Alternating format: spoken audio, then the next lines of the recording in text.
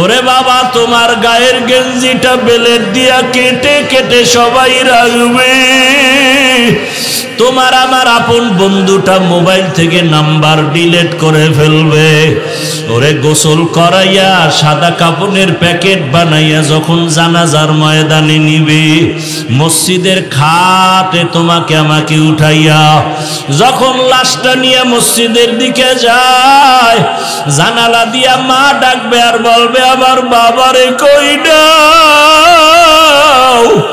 আমার বাবার চেহারাটা শেষবারের মতো একটু দেখাইয়া দাও, আমারে কে মা বলিয়া ডাকবে।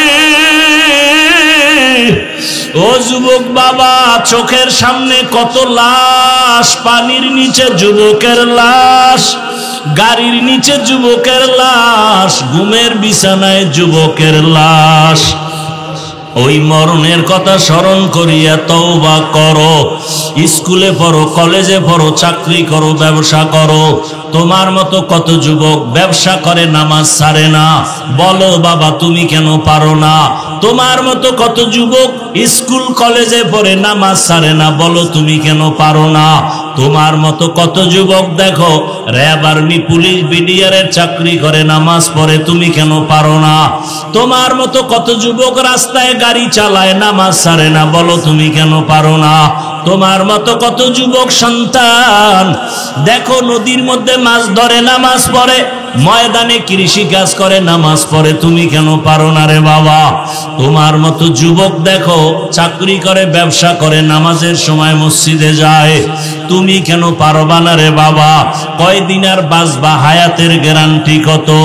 ও পর্দার আড়ালের মা বোনেরা, আপনার মতো কত মা কত বোন এখনো আছে নামাজ পড়ে, স্বামীর মাল হেফাজত করে, মোবাইলে সময় নষ্ট করে না, বেপরদায় চলে না। আম্মা জানের আপনারা কেন পারেন না? এখনো কি তৈরি হবেন না? মরণের আগে এখনো সময় আছে, তওবা করেন।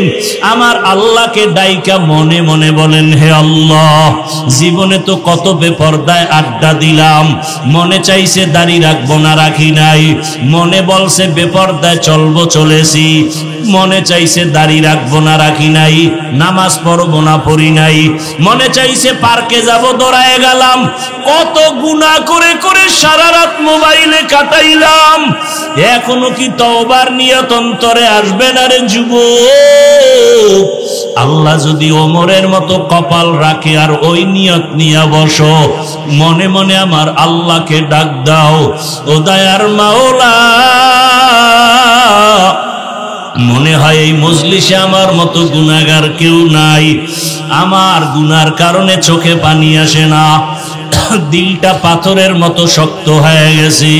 তোমার ডানে বামে তাকায় দেখো কত যুবকের চোখে পানি, তোমার চোখে কেন পানি নাই? গুনার কারণে আমার আল্লাহ বেজার। তোমার উপরে কার জানি বরদোয়া লেগে গেছে। একটু আগে বলেছিলাম বাবা, ডাক্তার হও, ইঞ্জিনিয়ার হও, প্রফেসর হও, এমপি, মন্ত্রী, ওসি, ডিসি, এসপি হও, বেয়াদব হইও না। এর ব্যাখ্যা হলো 3 জায়গায় বেয়াদবি করবা না। প্রথম জায়গা মা বাবা, দ্বিতীয় জায়গা তোমার শিক্ষক, 3 নাম্বার জায়গা তোমার উলামায়ে কেরাম। মা বাবার সাথে যদি বেয়াদবি করো আর মা বাবার অন্তরে কষ্ট যায়, আল্লাহর কসম মরার আগেই তোর জীবনটা পঙ্গু হয়ে যাবে। শিক্ষকের যদি কষ্ট দিয়া বরদোয়া নাও, তোর লেখাপড়ার জীবনটা ধ্বংস হয়ে যাবে। উলামায়ে কেরামের সাথে বেয়াদবি করে যদি বরদোয়া নিয়ে যাও, তোর চরিত্র জীবনে ভালো আর আশা করা যায় না। এখনো সময় আছে, আল্লাহকে বলতে থাকো, আল্লাহ মা বাবার সাথে বেয়াদবি করব না, শিক্ষকের সাথে বেয়াদবি করব না, উলামায়ে কেরামের দোয়া পরামর্শ নিয়া নবীজির আদর্শ মতো জীবন চালাবো। ও আল্লাহর বান্দারা, জানি না এই ময়দানে কত যুবক মায়ের সাথে খারাপ আচরণ করছো, মা গোপনে কান্না করেছে, আজকে যদি বাসায় যাও, যাইয়া মায়ের থেকে গোপনে ক্ষমা চাইয়া নিও। ওরে বাবার সাথে যদি বেয়াদবি করো, গোপনে ক্ষমা চাইও। বাসায় গিয়া মাকে যদি বলো, মা আজকে ওয়াজির প্যান্ডেলে দেখলাম কত যুবকের চোখে পানি, আমার চোখে পানি নেই বুঝি গুনার কারণে আল্লাহ বেজার। তুমি মায়েরে কত গালি দিয়েছি, মাঝে মাঝে বাজে কথা বলছি, মা তুমি বড় কষ্ট পাইছো, আমি ওয়াদা করে আসছি ওয়াজের ময়দানে আর বেয়াদবি করব না। মা তুমি আমার মাথায় হাত দিয়া দোয়া করিয়া দাও। এই কথা যদি বলতে পারো বাবা, দেখবা সাথে সাথে মায়ের চোখেও পানি চলে আসবে। মা ডাক দিয়া বলবে, বাবা আয় আয়। মাথায় হাত দিয়া দোয়া করি আর বলবে, আরশে আজিমের মালিক, আমার কলিজার সন্তানটারে তুমি কবুল করিয়া নাও। ওই মা বাবার দোয়া কবুল হয়ে যাবে, তোমার কপাল খুলিয়া যাবে। ও আমার যুবক বাবারা, পায়ে হাত দিলে কি আর নামাজ ছাড়বা না বলো? তোমাদের পাও ধরলে কি বলবা আর নামাজ ছাড়বা না? তোমাদের পায়ে হাত রাখলে কি বলবা আর দাড়ি কাটবা না? ওরে যতই চালাকি করো, আমার নবীন আদর্শ ছাড়া নাজাতের পথ নাই।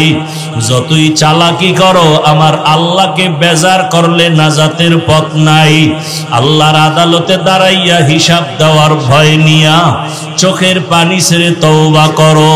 মরিয়া গেল আর নামাজ ছাড়বা না, বেপরদায় চলবা না, মা বাবার সাথে বেয়াদবি করবা না, ওলামায়ে কেরাম শিক্ষকের দোয়া নিয়ে নবীর তরিকা মেনে চলবা। ও পর্দার আড়ালের মা বোনেরা, আল্লাহর কাছে খাঁটি অন্তরে তওবা করেন। যে আয়াত আমি পড়েছি, আল্লাহ পাক বলেন, ওয়া আম্মা মান খাফা মাকামা রাব্বিহি ওয়া নাহান নাফসা আনিল হাওয়া ফাইন্নাল জান্নাতা হিয়াল মাওয়া। হাসরের ময়দানে আমার দরবারে দাঁড়াতে হবে, পালাবার কোনো সুযোগ নাই।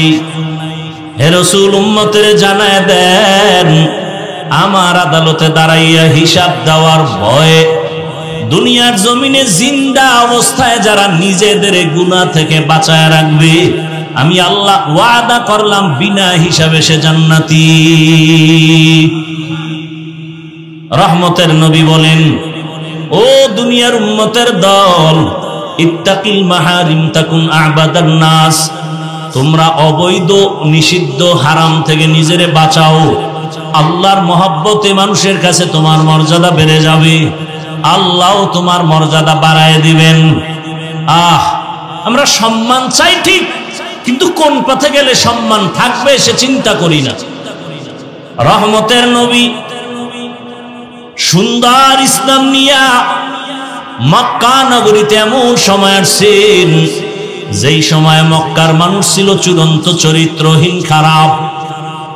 নারী আর পুরুষ উলঙ্গ হইয়া বাইতুল্লাহর মতো ঘর, এরা নারী আর পুরুষ একসাথে উলঙ্গ ভাবে তওয়াফ করে। কত খারাপ মক্কার মানুষ। কন্যা হলেই তারা কষ্ট পায়।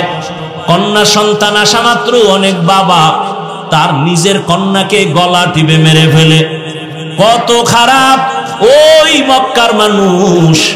রহমতের নবী আদর্শ যখন পাইল, মক্কার এই খারাপ মানুষগুলো রাসূলের আদর্শ গ্রহণ করিয়া এতটা দামি হয়ে গেছে, আল্লাহ জিব্রাইলকে পাঠায় বলে, যাও লিস্টি দিয়ে দিলাম, এর মধ্যে যাদের নাম আছে রাসূল যেন ঘোষণা করে দেন এই লিস্টির মানুষগুলো বিনা হিসাবে জান্নাতি। রাসূলের আদর্শ শুরুতেই বলছিলাম, এত মানুষ এভাবে বসে আছে কেমনে সম্ভব? দুনিয়ার টাকায় সম্ভব না, বাহাদুরিতে সম্ভব না, ১৫০০ বছর আগের রাসূলের আদর্শের কারণে সম্ভব। খানারও চিন্তা নাই, ঘুমেরও চিন্তা নাই, আল্লাহর মোহাব্বতে আপনারা বসছেন।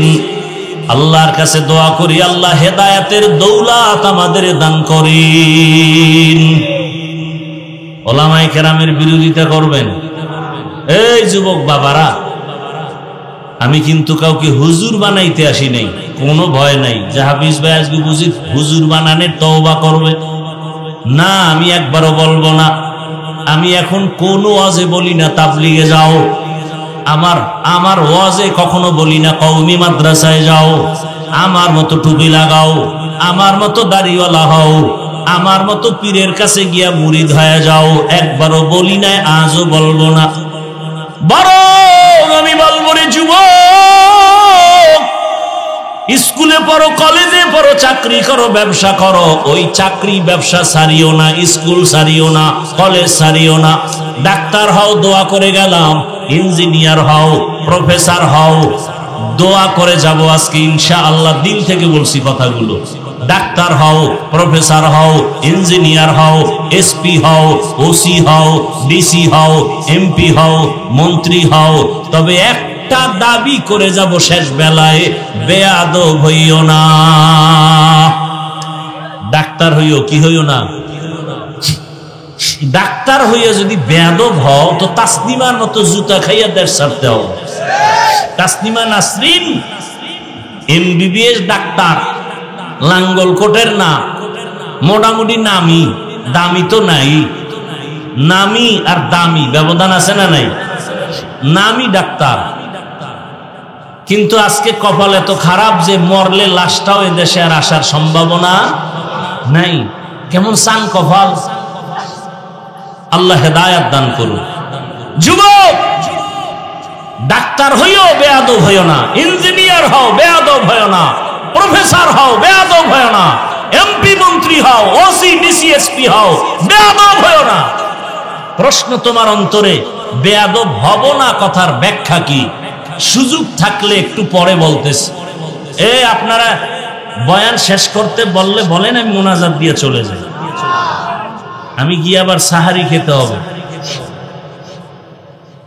আল্লাহ, উঠা বসা করেন কেন? এই ব্যারাম কেন? আপনার কপালে এত ভালো কেন যে নিজেও বয়ান শুনেন না, কাউকে শুনতেও দেন না? আপনার জীবনটা কি এভাবেই যাবে মানুষের ক্ষতি করতে করতে? নবীজি বলেন, দুনিয়াতে ভালো মানুষকে জানো? খায়রুন নাস মান ইয়ানফাউন নাস, দুনিয়াতে সব থেকে ভালো মানুষ ওই ব্যক্তি যার দ্বারা অন্যের কোনো ক্ষতি হয় না, উপকার হয়। কি হয়? আমার হাতের দ্বারা কারো ক্ষতি হবে না, চোখের চাহনিতে ক্ষতি হবে না, জবানের কথায় কারো ক্ষতি হবে না, সে ভালো মানুষ। আপনি ভালো মানুষ কি? নিজের তো মহাপণ্ডিত ভাইবা বসে আছেন, অথচ সন্তানের সাথে কেমন আচরণ করেন, স্ত্রীর সাথে কেমন করেন, ভাই হইয়া ভাইয়ের সাথে আচরণ কেমন করেন, শিক্ষক হইয়া ছাত্রের সাথে আচরণ কেমন করেন, আমি বক্তা হয়ে শ্রোতাদের সাথে আচরণ কেমন করি, আমি ইমাম হয়ে মুসল্লিদের সাথে আচরণটা কেমন করি। মান ইয়ানফাউন নাস, হাতের দ্বারা, চোখের চাহনির দ্বারা, জবানের দ্বারা কারো ক্ষতি হবে না। আপনার ওঠা বসার ব্যারাম থাকলে ভিতরে বসলেন কেন? আপনি বাইরে বসতেন, ফাঁকে গিয়া বিড়িও টানতে পারতেন, আবার আইসা বয়ান শুনতে পারতেন, ভিতরে ঢুকে ডিস্টার্ব করেন কেন? এমন সান কপাল আপনার কেন? কার অভিশাপ লাগছে আপনার কপালে? ভালো মানুষ তো এমন কারো ক্ষতি করতে পারে না। অবশ্যই কারো অভিশাপ লাগলে ওর কপালটা পুড়ে যায়। বয়ানের শুরু থেকেই কপাল পোড়া আর ভালোর বয়ান শুরু করছে। আবু জাহিল আর ওমরের কথা বইলা, জানি না এই ময়দানে কার কপাল ভালো আর কার কপাল আবু জাহালের মতো খারাপ, যে হাজারো বয়ান শুনবে, মোনাজাত না দিয়ে ভাগবে। আর ওমরের কপালওয়ালারা চিন্তা করবে, জীবনে গুনাহ তো কম করি নাই, হাতের গুনাহ, চোখের গুনাহ, জবানের গুনাহ, অন্তরের গুনাহ। আমার ব্যবহারে আমার মা কষ্ট পায়, মা কষ্ট পায় আমার ব্যবহারে, আমার বাপ আমার উপরে বেজার, আমার শিক্ষক আমার উপরে বেজার, আমার আচরণ এত খারাপ যে আমার উপরে আলেমরা অখুশি, আমার উপরে গ্রামের মানুষ অখুশি, আমার বন্ধু অন্তরে কষ্ট, আমি এত খারাপ।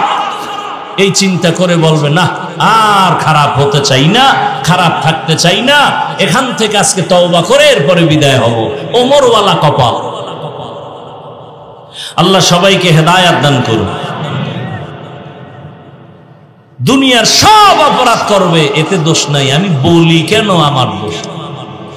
ওই যে মসজিদের জন্য সবাইরে দোয়া করে গেলাম, সবাই মাদ্রাসায় টাকা দিয়েন, মসজিদে টাকা দিয়েন, পরে শুনি কমিটির লোক উঠাইয়া খাইয়া টাকা পয়সা তুষ বানায় ফেলাইছে।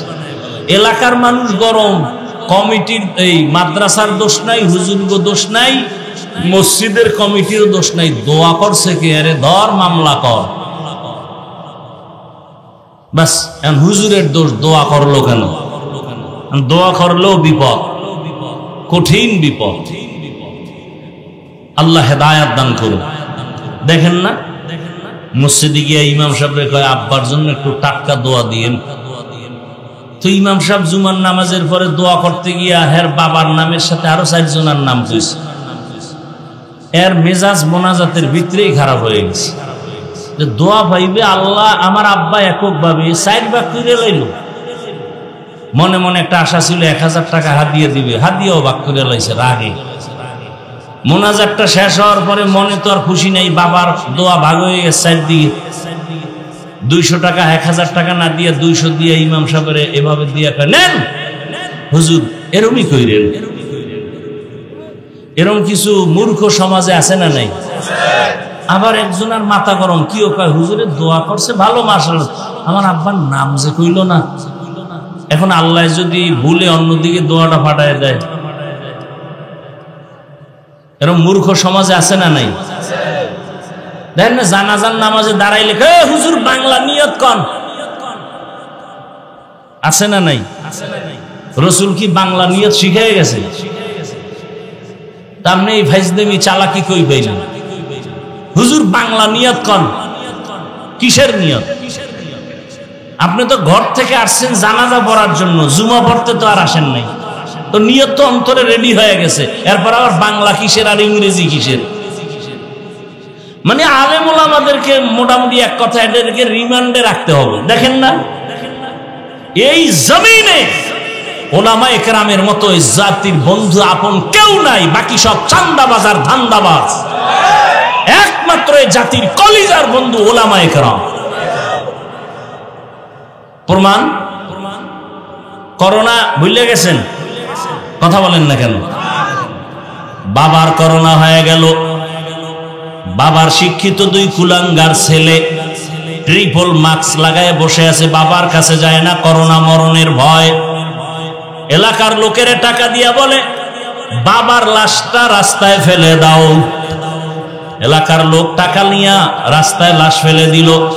কুলাঙ্গার শিক্ষিত 2 সন্তান জানালা লক করে দিল, তাকাইল না, বাবার লাশ কুকুর খেলো না, জানাজা হলো। ইতিহাস ভুলে যাইও না রে যুবক, ওই সময় আমার দেশের টুপিওয়ালা উলামায়ে কেরাম করোনার শত শত লাশ নিজেদের কাঁধে নিলেন, গোসল করালেন, কাফন পরায়া জানাজা পড়ালেন, কবরে রাখলেন। একজন হুজুরেও করোনায় মরে নাই।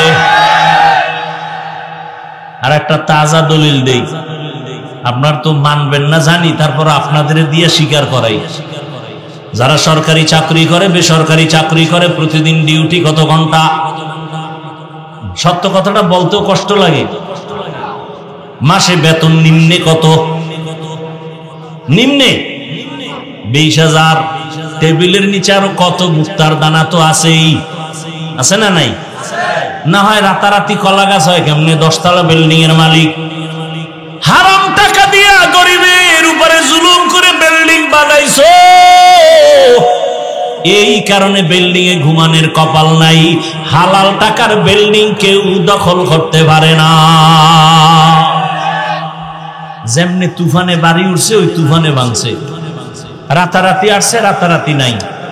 ওই বিল্ডিং এর দাম কি যে বিল্ডিং থুইয়া জঙ্গলে ঘুমাতে হয়?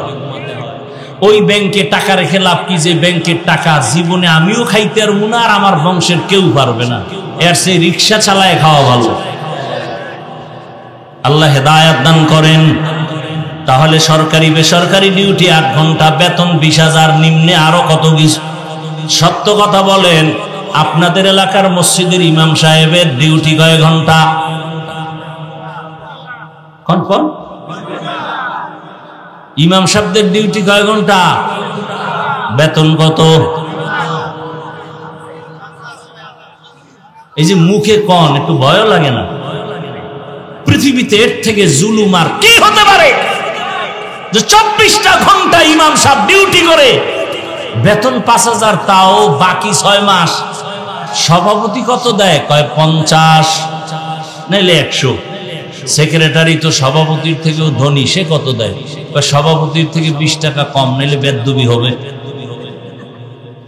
তারপরে ইমাম সাহেবরে যে রাখে রিমান্ডের মতো রাখে।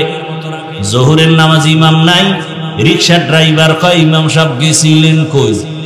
ইমাম সাহেব কয় কে তুমি? আমার এত বড় সার্চ করলা, আমি রিক্সা চালাই, তো এত বড় ডিমান্ড কেন তোমার? 5 টাকা বেতন দেই, সেই পাওয়া। এরকম বেয়াদব আছে না নাই? এরপরেও কিন্তু কোন আলেম কোনদিন কারো দিকে তাকায় না, বাঁকা নজরে বরদোয়া করে না, বরং কলিজা বলে দোয়া করে, হে মালিক এলাকায় শান্তি দাও, কবরওয়ালাদের জান্নাত বানাও, ব্যবসায় বরকত দাও, অসুস্থ রোগীর সুস্থ বানাও। এরপরও যারা আলেম ওলামারে পছন্দ করে না, ওকে আমার আল্লাহও পছন্দ করে না।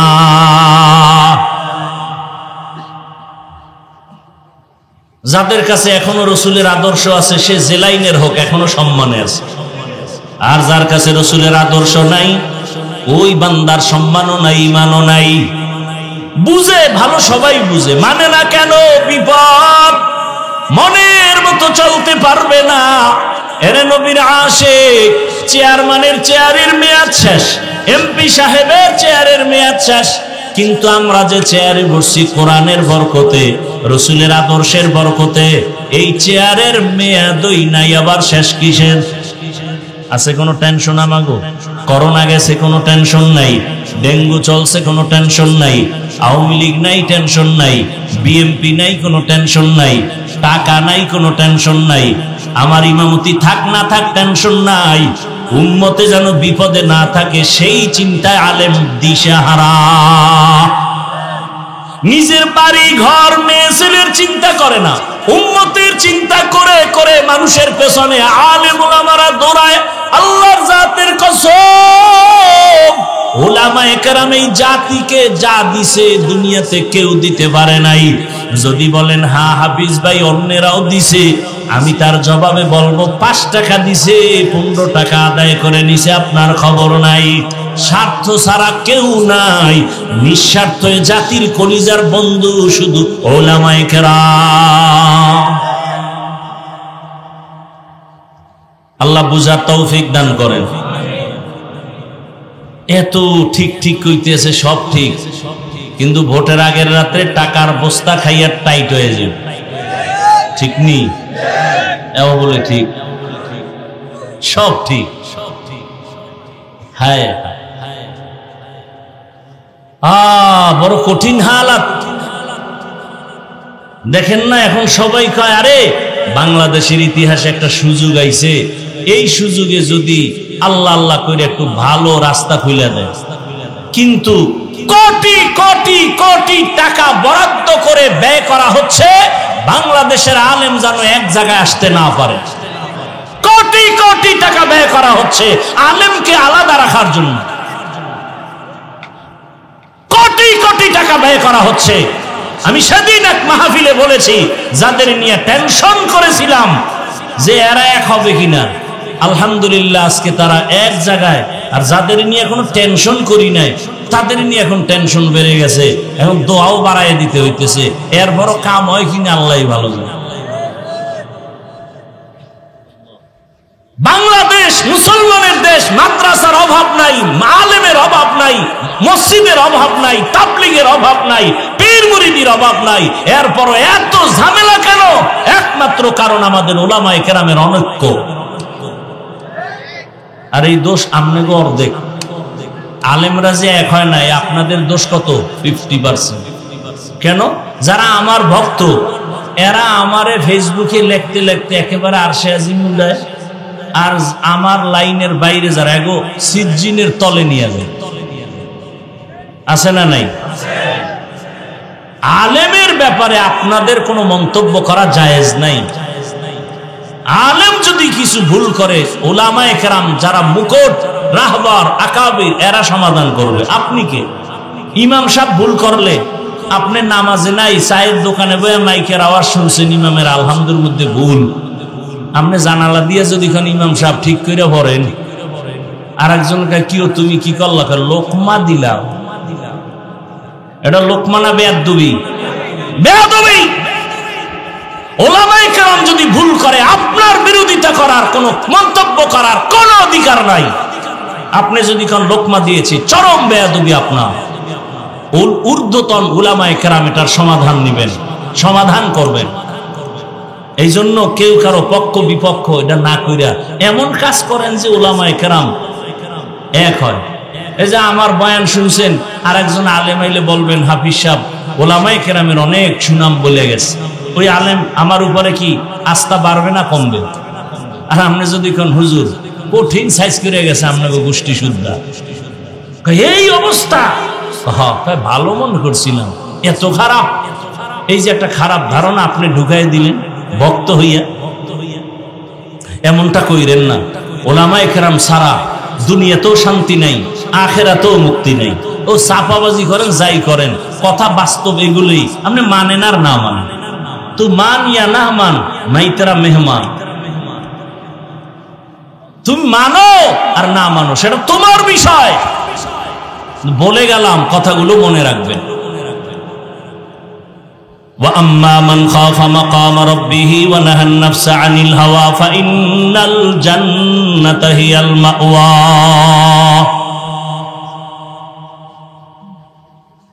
আখিরাতের ময়দানে আল্লাহর আদালতে দাঁড়াইয়া অন্তরে ভয় ঢুকাইয়া গুনাহ ছাড়ো।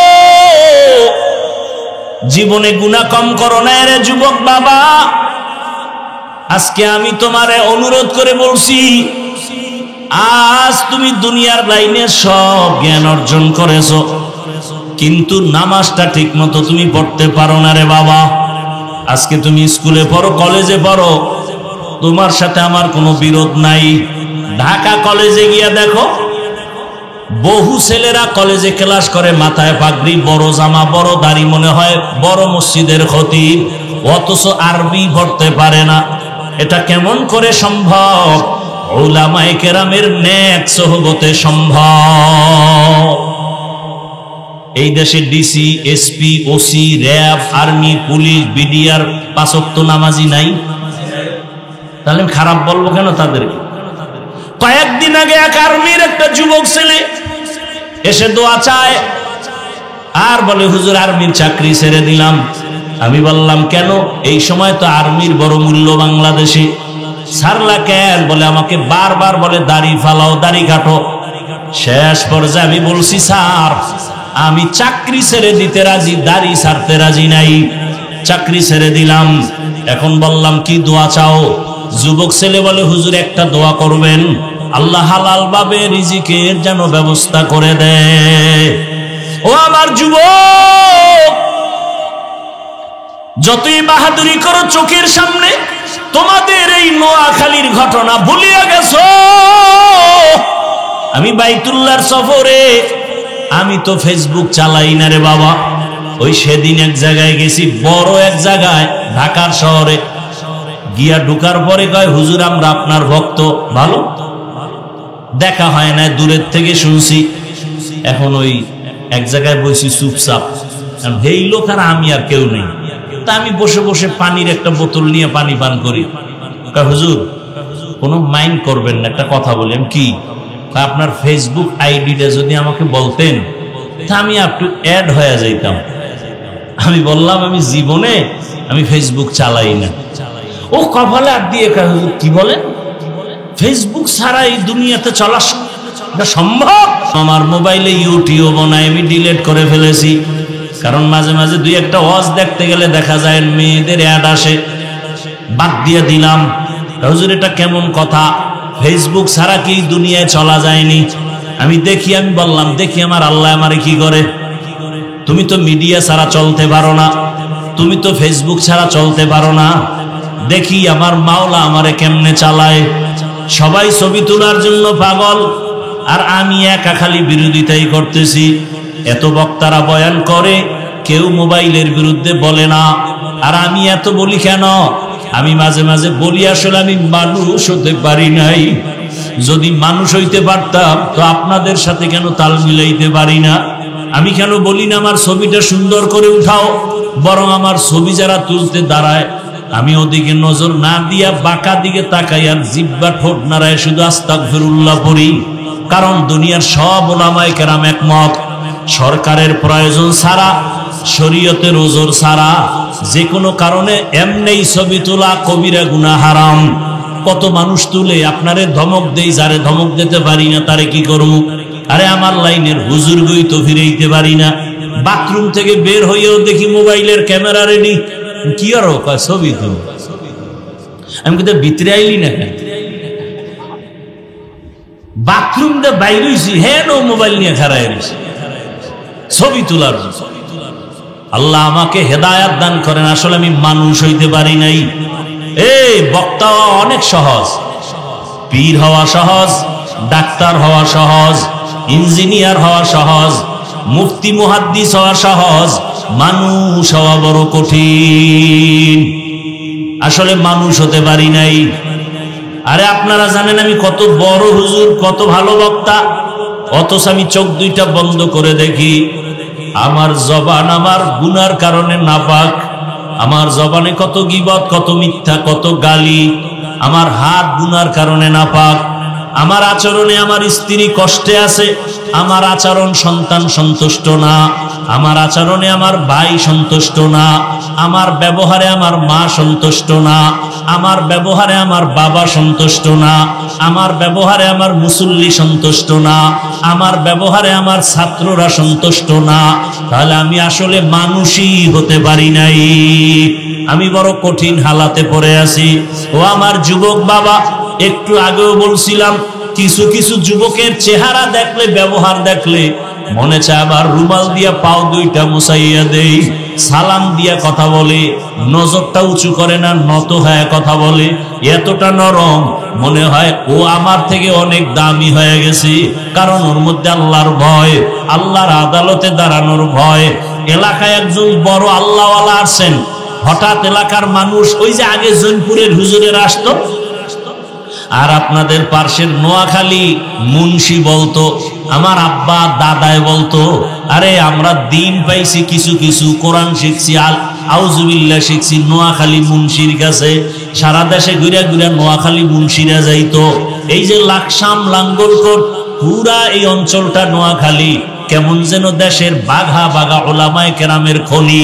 এরে আল্লাহর বান্দারা, আমরা তাদের মহব্বত, এরে নবীর উম্মতের দল, এদের মাধ্যমে দিন শিখলাম। এই কয়েকদিন আগে দেখো নাই, বিদেশ থেকে টাকার বস্তা নিয়ে আসছি, গাড়ির মধ্যে সন্তান, গাড়ির মধ্যে স্ত্রী, বাড়ি পর্যন্ত মাওলায় নেয় নাই। পানির মধ্যে পড়িয়া গাড়িও শেষ, স্ত্রীও মারা গেল, নিজের হাতে সন্তান মারা গেল। ওই বেচারা চোখের পানি ছেড়ে কান্দে, তোমরা সবাই মিডিয়ায় দেখছো যে আমি জীবনটা কাটাইলাম। কত মানুষ বিয়ে করিয়া বউ নিয়ে সংসার কাটায়, খাইয়া না খাইয়া বাড়ি থাকে, আর আমি টাকার জন্য বিদেশ গেলাম।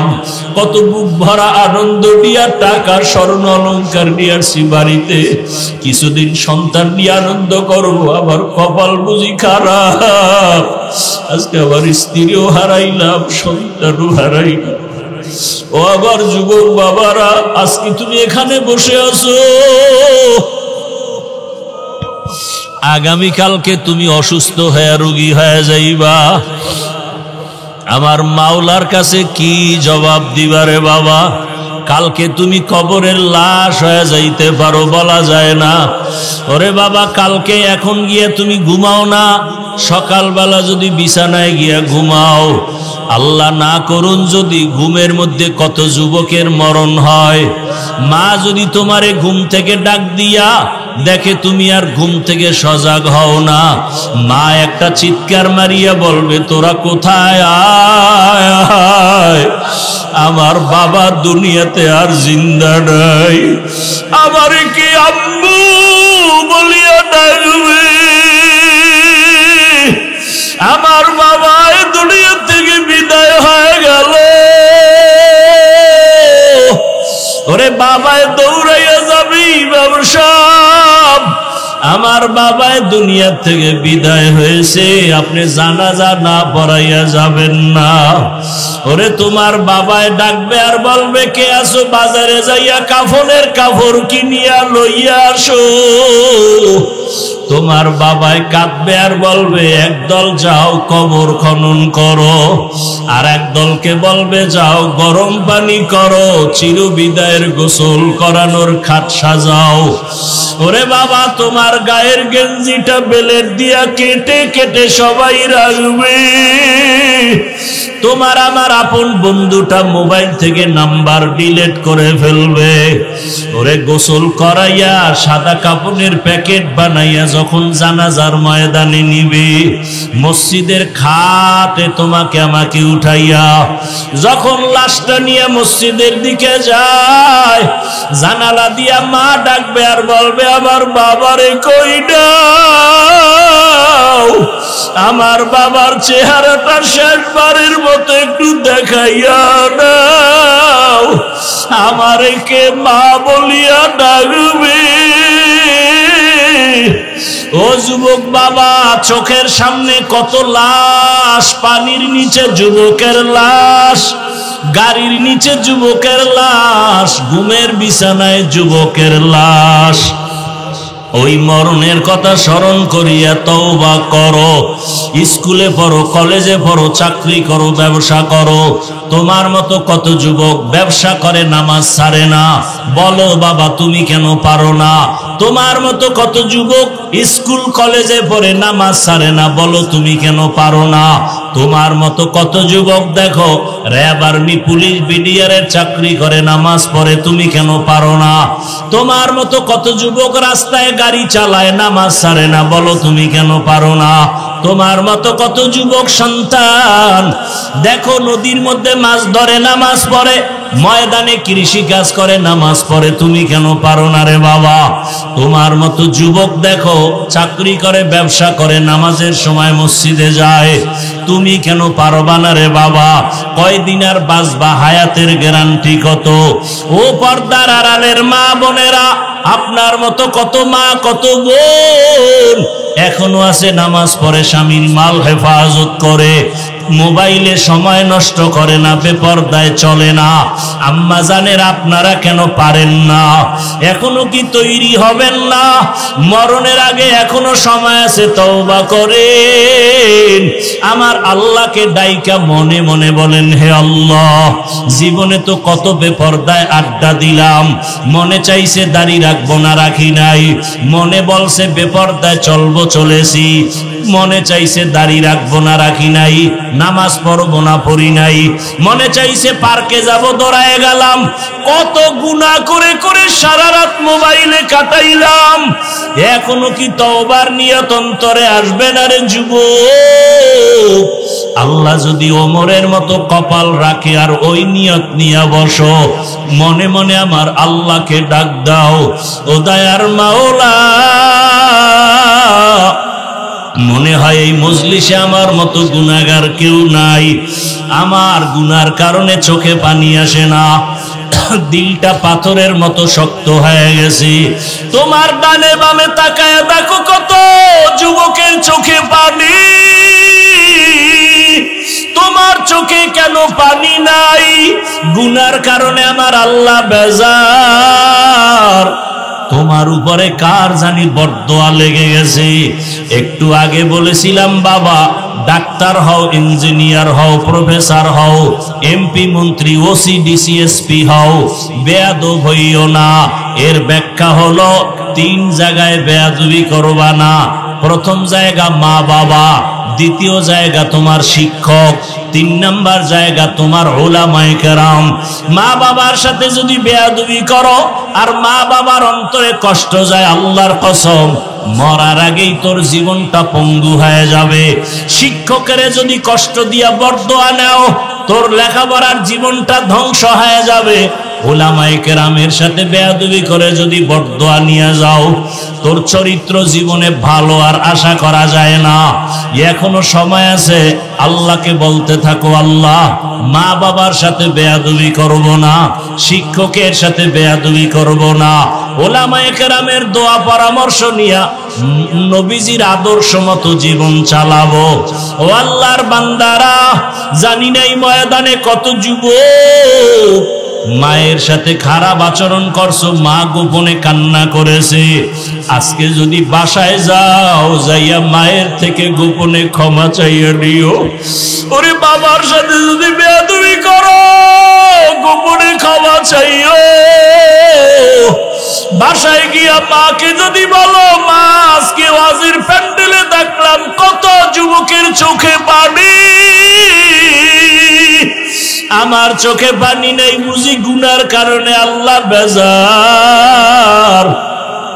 তুমি মায়েরে কত গালি দিয়েছি, মাঝে মাঝে বাজে কথা বলছি, মা তুমি বড় কষ্ট পাইছো, আমি ওয়াদা করে আসছি ওয়াজের ময়দানে আর বেয়াদবি করব না। মা তুমি আমার মাথায় হাত দিয়া দোয়া করিয়া দাও। এই কথা যদি বলতে পারো বাবা, দেখবা সাথে সাথে মায়ের চোখেও পানি চলে আসবে। মা ডাক দিয়া বলবে, বাবা আয় আয়।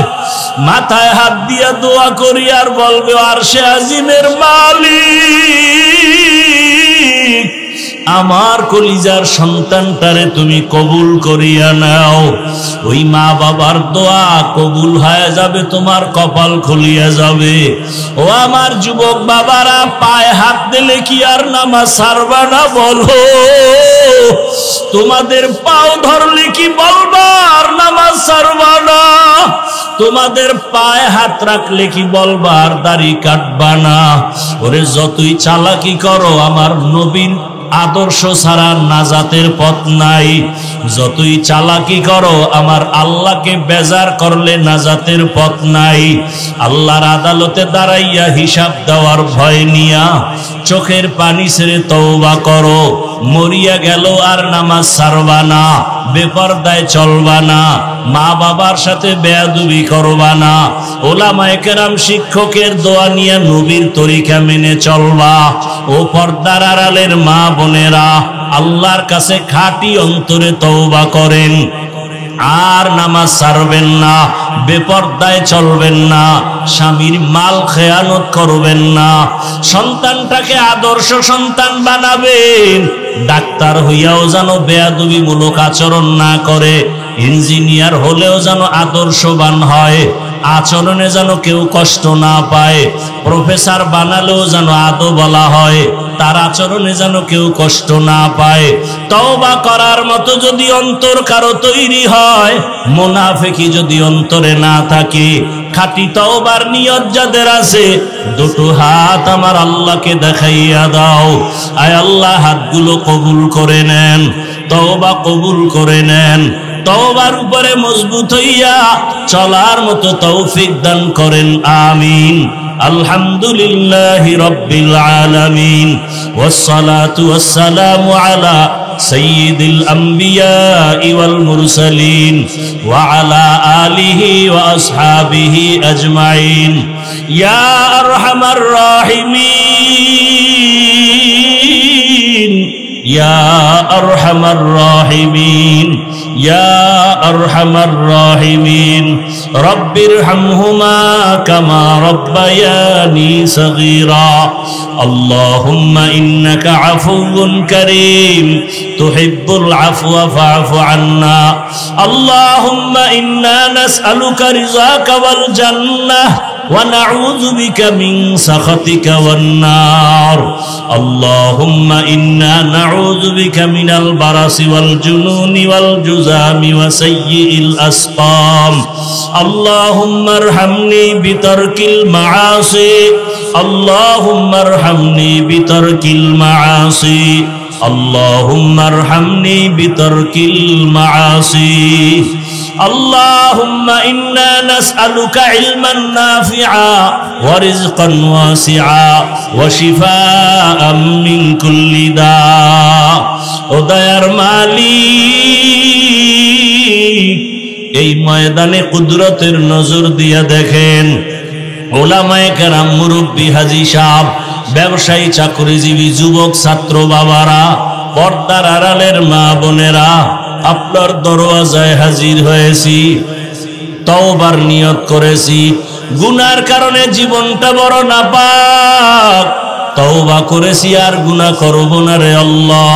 মা বাবার সাথে বেয়াদবি করব না, শিক্ষক ওলামায়ে কেরামের দোয়া নিয়ে নবীর আদর